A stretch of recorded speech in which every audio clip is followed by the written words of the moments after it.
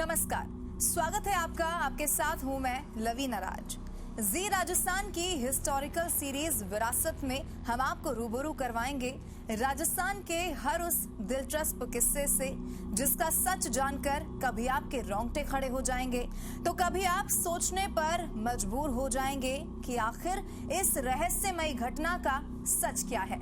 ये कहानियां वो नहीं जिन्हें हमने महज किताबों में पढ़ा है, ये किस्से वो हैं जिन्हें हमने धरातल पर महसूस किया है। इसीलिए विरासत में हम आपको हर उस राज का सच बताएंगे जिसे आज तक सिर्फ कहानी के तौर पर सुना गया है।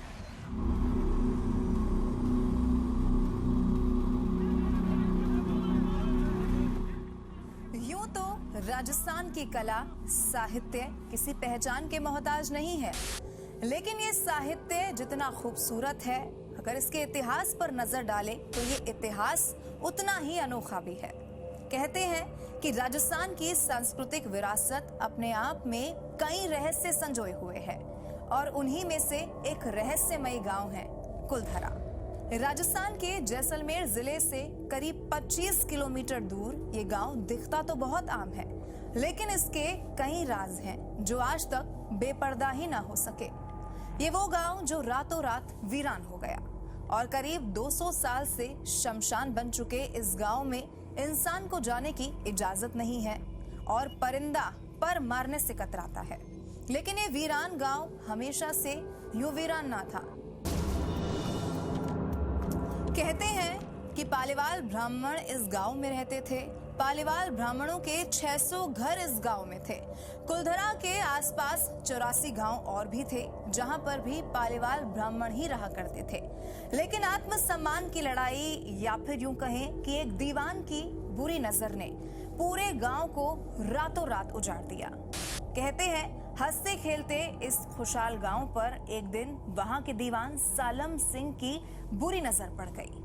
दरअसल सालम सिंह को पालीवाल ब्राह्मण समाज की एक लड़की पसंद आ गई और ये पसंद इस इंतहा बढ़ी कि सालम सिंह इस मोहब्बत को हासिल करने के लिए किसी भी हद तक गुजर जाने को तैयार हो गया। लेकिन पालीवाल ब्राह्मण नहीं चाहते थे कि सालम सिंह उनकी बेटी से शादी करे या जोर जबरदस्ती करे। अब एक तरफ सालम सिंह की जिद और दूसरी तरफ पालीवाल ब्राह्मणों का आत्मसम्मान।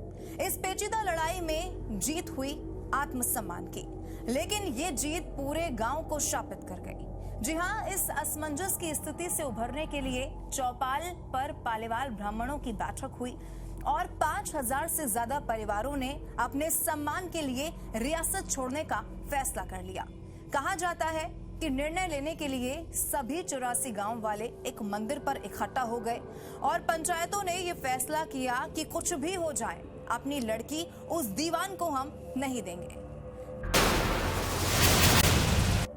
लेकिन जाते जाते पालीवाल इस गांव को कभी न बसने का श्राप देकर चले गए थे और यही कारण है कि बदलते वक्त के साथ 82 गांव तो दोबारा बन गए, लेकिन 2 गांव ऐसे कुलधरा और खाबा तमाम कोशिशों के बाद भी आज तक आबाद ही नहीं हो सके। आज आपको हमने कुलधरा के खौफनाक सच के बारे में बताया, लेकिन राजस्थान की धरती पर चमत्कारों की कमी नहीं है।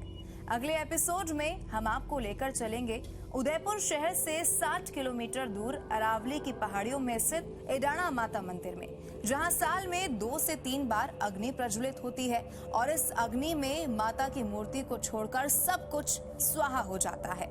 जानेंगे क्या है हकीकत और क्या है फसाना विरासत के अगले एपिसोड में।